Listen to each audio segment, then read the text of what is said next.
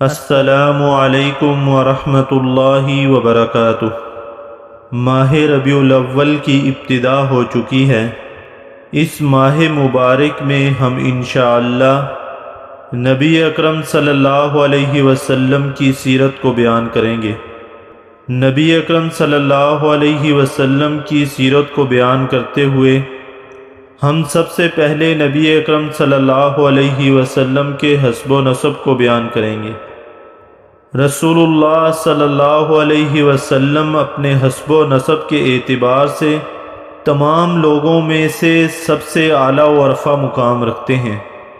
سیدنا آدم علیہ السلام سے اپنا نسب بیان کرتے ہوئے رسول اللہ صلی اللہ علیہ وسلم نے فرمایا: بعثت من خیر قرون بنی آدم قرنا فقرنا حتی کنت من القرن الذی کنت فیہ۔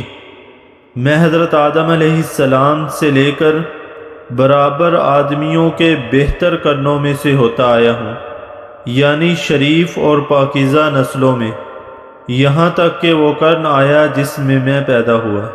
اسی طرح سیدنا ابراہیم علیہ السلام سے اپنا نسب بیان کرتے ہوئے رسول اللہ صلی اللہ علیہ وسلم نے فرمایا: ان اللہ اصطفیٰ کنانۃ من ولد اسماعیل واصطفیٰ قریشا من کنانہ واصطفیٰ من قریش بنی ہاشم واصطفانی من بنی ہاشم۔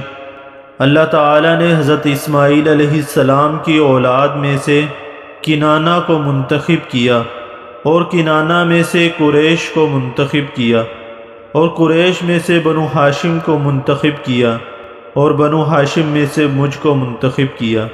اسی طرح جب ہرقل شاہ روم نے حضرت ابو سفیان رضی اللہ تعالی عنہ سے، جو ابھی مسلمان نہیں ہوئے تھے، نبی اکرم صلی اللہ علیہ وسلم کے حسب و نسب کے بارے میں دریافت کیا کہ اس شخص کا خاندان تم لوگوں میں کیسا ہے، ابو سفیان نے کہا: ہوا فینا ذو نسب، وہ تو بڑے اونچے عالی نسب والے ہیں۔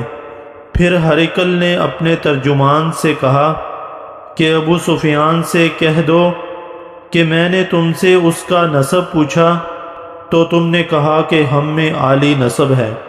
فَكَذَلِكَ الرُّسُلُ تُبْعَثُ فِي نَسَبٍ قَوْمِهَا، پس پیغمبر اپنی قوم میں عالی نسب ہی بھیجے جایا کرتے ہیں۔